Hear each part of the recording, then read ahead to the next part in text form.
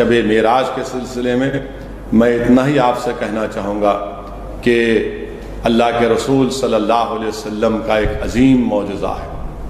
شب معراج رسول اللہ صلی اللہ علیہ وسلم کا ایک عظیم معجزہ ہے، اور علماء کرام نے صحیح فرمایا کہ حضرت ابراہیم علیہ السلام کا آگ میں جانا اور آگ ان کو نہیں چھونا یقیناً معجزہ ہے، مگر وہ زمین پر ہوا۔ حضرت صالح علیہ السلام کی اونٹنی کا پہاڑ سے نکلنا یقیناً معجزہ ہے، مگر وہ زمین پر ہوا۔ حضرت موسیٰ علیہ السلام کا عصا زمین پر پھینکنا اور جادوگروں کا جادو اس پر ختم ہو جانا، اور حضرت موسیٰ علیہ السلام کا چلنا سمندر پر چلنا، سمندر ہٹ جانا معجزہ ہے، مگر زمین پر ہوا۔ حضرت عیسیٰ علیہ السلام کا مردوں کو زندہ کرنا، نابیناؤں کے آنکھوں پر اپنا ہاتھ ید بیضا جو کہا گیا ان کو بینائی واپس آنا معجزہ ہے، مگر زمین پر ہوا۔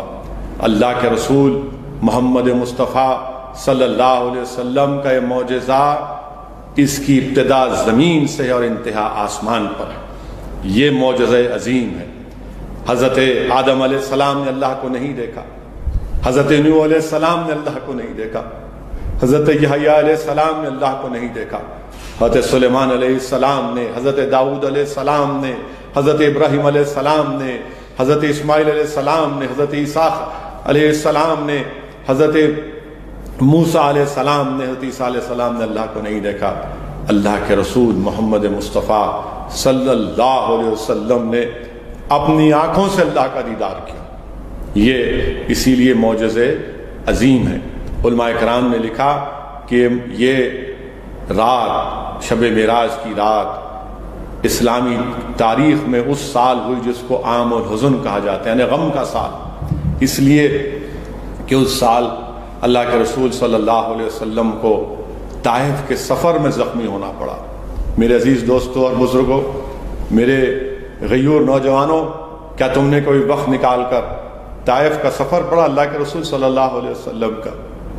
اللہ کے رسول صلی اللہ علیہ وسلم طائف کو جاتے ہیں، اور طائف میں رسول اللہ صلی اللہ علیہ وسلم پر پتھر برسائے جاتے ہیں، یعنی چھچورے اوش باش بچوں کو چھوڑ کر اللہ کے رسول صلی اللہ علیہ وسلم پر پتھر برسائے جاتے ہیں، اور رسول اللہ صلی اللہ علیہ وسلم ایک ایک قدم اٹھاتے ہیں، اللہ کے رسول صلی اللہ علیہ وسلم کے قدموں پر پتھر پڑتے ہیں، خون بہتا ہے، حضرت حارثہ بیچ میں آتے ہیں، ان کا سر پھٹ جاتا ہے، اللہ کے رسول صلی اللہ علیہ وسلم اپنے خون میں لہو لہان ہو جاتے ہیں۔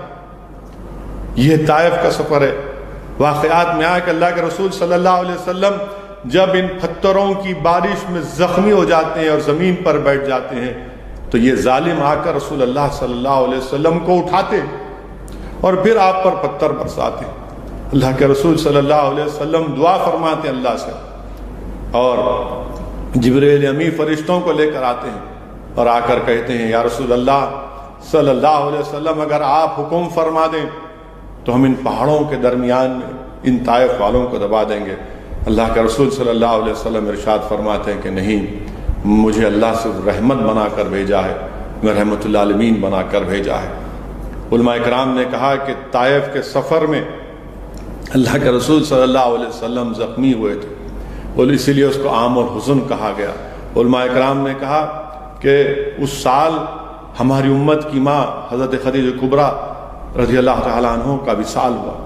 ہماری امت کی ماں جو اللہ کے رسول صلی اللہ علیہ وسلم کی بیوی ہے، ہماری امت کی ماں ہے، اور اللہ کے رسول صلی اللہ علیہ وسلم ہماری امت کی ماں سے اتنا چاہتے تھے، ان کو اتنا چاہتے تھے کہ ایک مرتبہ اللہ کے رسول صلی اللہ علیہ وسلم نے ہماری امت کی ماں کی بہن کی آواز سنی تو اللہ کے رسول صلی اللہ علیہ وسلم نے کہا کہ وہ ہماری امت کی ماں آ گئی۔ اللہ کے رسول صلی اللہ علیہ وسلم ہماری امت کی ماں سے اتنا چاہتے تھے ان کو۔ اور میرے عزیز دوستوں اور بزرگوں، تیسری وجہ یہ بتائی گئی کہ اللہ کے رسول صلی اللہ علیہ وسلم کے چچا حضرت عبد المطلب کا، ابو طالب کا انتقال ہو گیا۔ اللہ کے رسول صلی اللہ علیہ وسلم اپنے محبوب چچا سے محروم ہو گئے تو غم میں رہتے تھے، تو اسی لیے اللہ سبحانہ و تعالیٰ نے اپنے محبوب کے غم کو دور کرنے کے لیے اپنا دیدار کروایا۔ ایک اور وجہ بتائی جاتی ہے شب معراج کی کہ ایک مرتبہ اللہ کے رسول صلی اللہ علیہ وسلم دن بھر لوگوں کو دین حق کی دعوت دیے کہ خدا واحد کی عبادت کرو، بت پرستی چھوڑو، اللہ کی عبادت کرو، وحدانیت کا اقرار کرو۔ اس دن کوئی آپ کی دعوت کو قبول کرنے تیار نہیں ہوا، اور پھر اللہ کے رسول صلی اللہ علیہ وسلم جب شام ہوئی واپس آئے تو بڑے غمگین تھے، تو اللہ سبحانہ و تعالیٰ نے حضرت جبریل امین کو بھیجا اور کہا کہ میرا محبوب، میرا حبیب غمگین ہے، اب ان کو لے کر آؤ تاکہ ان کا غم اسی وقت دور ہوگا جب وہ مجھے دیکھیں گے، میں ان کو اپنا دیدار کراؤں گا۔ میرے عزیز دوستوں اور بزرگوں، اللہ کے رسول صلی اللہ علیہ وسلم جب سفر معراج پر گئے تو علماء کرام نے کہا کہ جو سفر مسجد حرم سے مسجد اقصیٰ کا ہے وہ زمینی سفر ہے، اس کو اسرا کہتے ہیں، اور جو مسجد اقصیٰ سے جو سفر ہے سدرۃ المنتہا تک، اس کو معراج کہتے ہیں۔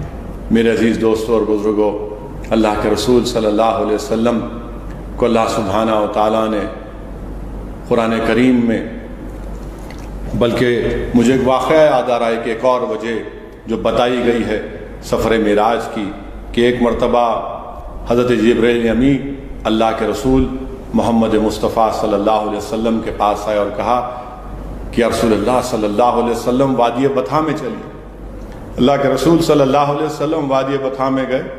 حضرت جبرائیل امین نے کہا کہ رسول اللہ صلی اللہ علیہ وسلم دیکھیے، عالم ارواح میں آپ کی امت کو دیکھیے۔ جب اللہ کے رسول صلی اللہ علیہ وسلم نے اپنی امت کے گناہگاروں کو دیکھا اور ان پر ان کے گناہوں کی وجہ سے عذاب کو دیکھا تو اللہ کے رسول صلی اللہ علیہ وسلم کی راتوں کی نیند اڑ گئی۔ اللہ کے رسول صلی اللہ علیہ وسلم رات بھر اٹھ کر اللہ سے دعا کرتے تھے کہ اللہ میری امت کے گناہگاروں کی مغفرت فرما دے۔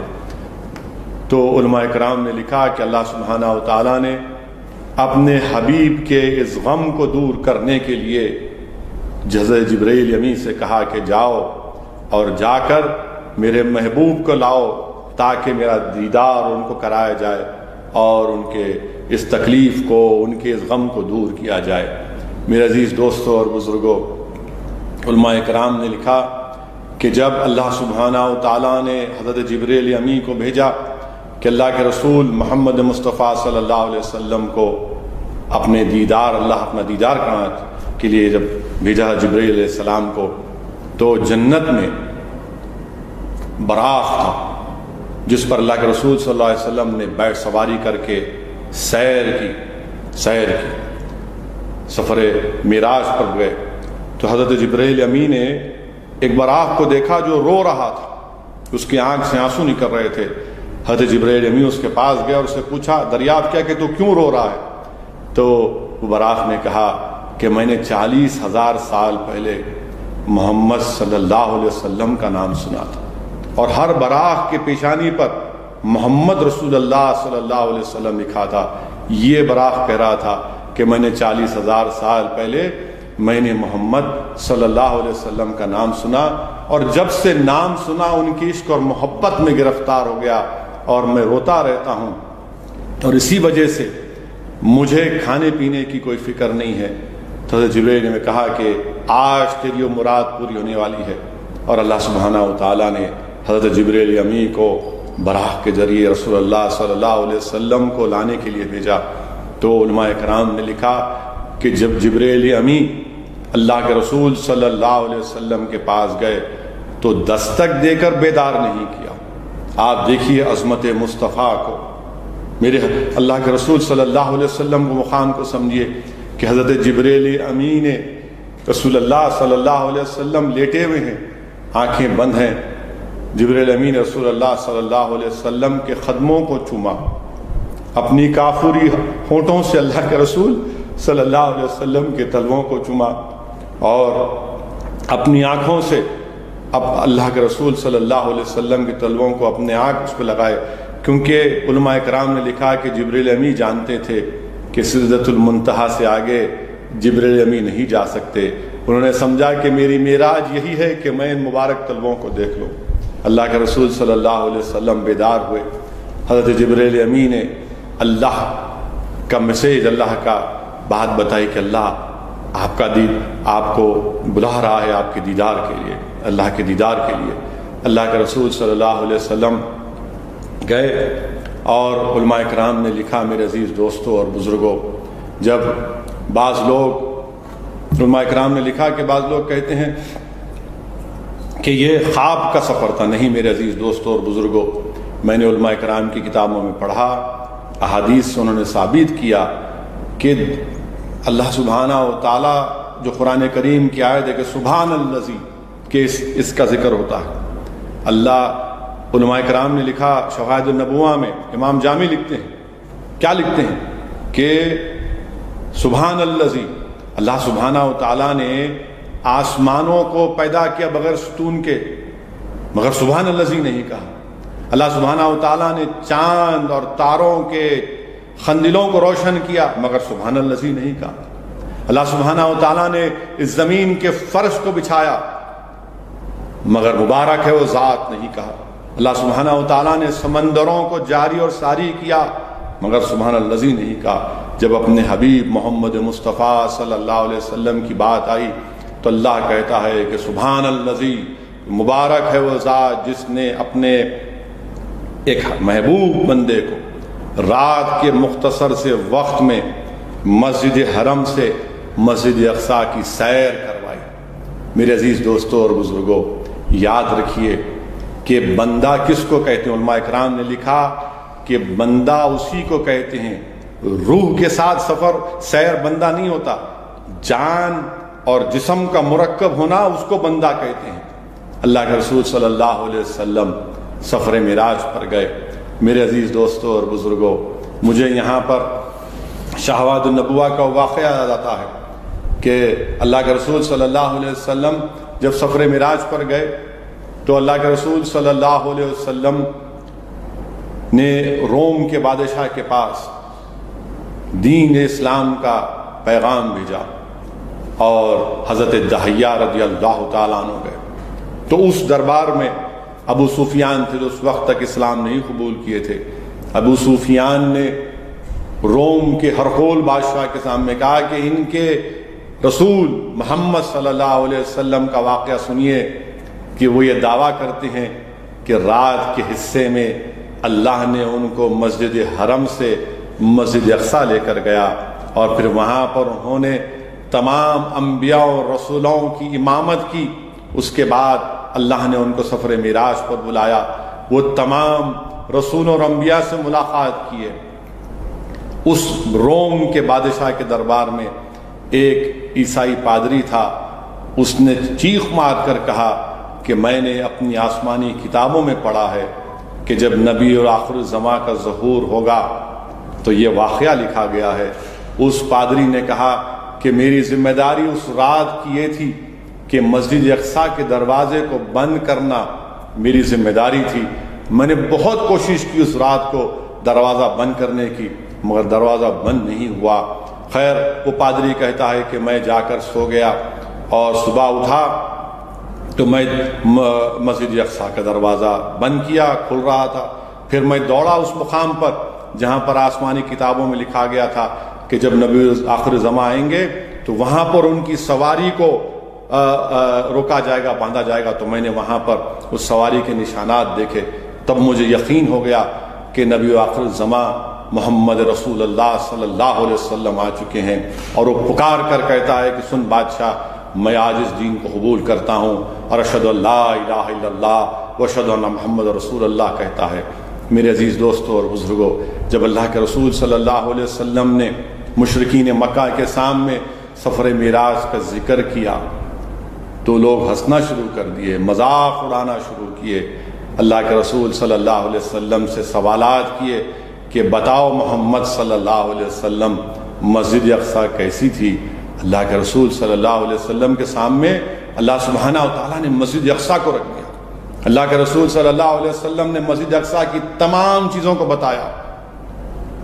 ان کو سمجھ میں نہیں آیا کہ کیا کہہ رہے ہیں، کیونکہ جانتے تھے کہ وہ سچ کہہ رہے ہیں، اور ایک ایک چیز انہیں بتائی کہ یہاں مسجد اقصیٰ میں یہ ہے، یہ ہے، یہ ہے، یہ ہے۔ پھر مشرکین مکہ نے سوال کیا کہ بتاؤ محمد صلی اللہ علیہ وسلم جو قافلے مکے سے گئے ہیں، تم نے آپ نے ان قافلوں کو دیکھا؟ محمد صلی اللہ علیہ وسلم نے ارشاد فرمایا رحمت اللہ عالمین نے کہ ہاں میں نے ان قافلوں کو دیکھا، ایک قافلے کو دیکھا جس کا ایک اونٹ گم گیا تھا، میں اس قافلے کی مشکیزے سے پانی پیا تو کسی قافلے والے نے کہا کہ محمد صلی اللہ علیہ وسلم کی آواز آتی ہے، اور رحمت اللہ عالمین صلی اللہ علیہ وسلم میرے آقا نے فرمایا کہ جب وہ قافلہ واپس آئے گا تم پوچھنا ان سے۔ تو مشرکین نے پوچھا کہ بتاؤ محمد صلی اللہ علیہ وسلم وہ قافلہ کب آئے گا؟ تو اللہ کے رسول صلی اللہ علیہ وسلم نے کہا کہ کل سورج طلوع ہونے سے پہلے وہ قافلہ مکے میں پہنچے گا۔ پھر پوچھا گیا کہ دوسرے قافلے کے بارے میں بتائیے۔ اللہ کے رسول صلی اللہ علیہ وسلم نے فرمایا کہ میں نے فلاں مقام روحا پر اس قافلے کو دیکھا، اور براق کی تیزی کی وجہ سے اس قافلے میں اونٹ میں دو لوگ بیٹھے تھے، ایک دونوں گرے اور ایک زخمی ہو گیا، تم پوچھنا جب یہ قافلہ آئے گا کہ یہ بات سچ ہے یا نہیں۔ تو سوال کرنے والے مشرکین نے پوچھا کہ بتائیے محمد صلی اللہ علیہ وسلم یہ دوسرا قافلہ کب پہنچے گا؟ تو اللہ کے رسول صلی اللہ علیہ وسلم نے فرمایا کہ ظہر کے وقت پہنچے گا۔ پھر پوچھا گیا تیسرے قافلے کے بارے میں، اللہ کے رسول صلی اللہ علیہ وسلم نے فرمایا وہ تیسرا قافلہ تھا، اس میں بھورے رنگ کے اونٹ تھے اور اس کے اوپر 2 بوریاں لگی تھیں، اور فرمایا کہ یہ سورج غروب ہوتے وقت پہنچے گا۔ صبح کے وقت اہل حق اور مشرکین کا گروپ جمع ہو گیا اور دیکھا کہ جیسا سورج طلوع ہوا، پکار کر مشرکین نے کہا کہ دیکھو سورج طلوع ہو گیا۔ تو وہاں سے غلامان مصطفیٰ نے آواز دی دیکھو وہ قافلہ آ رہا ہے، دیکھو وہ قافلہ آ رہا ہے۔ جب تینوں قافلے آ گئے اور جو رحمت اللہ علیہ صلی اللہ علیہ وسلم نے فرمایا تھا وہ پورا ہوا، تو اس کے باوجود بھی ان مشرکین مکہ نے کہا کہ نہیں یہ سحر ہے، یہ جادو ہے، کیونکہ اللہ نے ان کے دلوں پر مہر لگا دی تھی۔ اسی لیے کسی عاشق نے کہا کہ وہ زبان جس کو سب کن کی کنجی کہیں، اس کے نافذ حکومت پہ لاکھوں سلام۔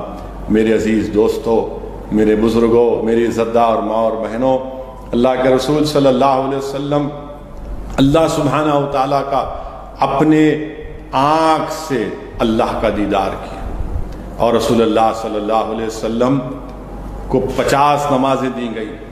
حضرت موسیٰ علیہ السلام کا واقعہ کہ بار بار حضرت موسیٰ کہتے تھے، کیا کہتے تھے حضرت موسیٰ علیہ السلام کہ نماز کم کرائیے۔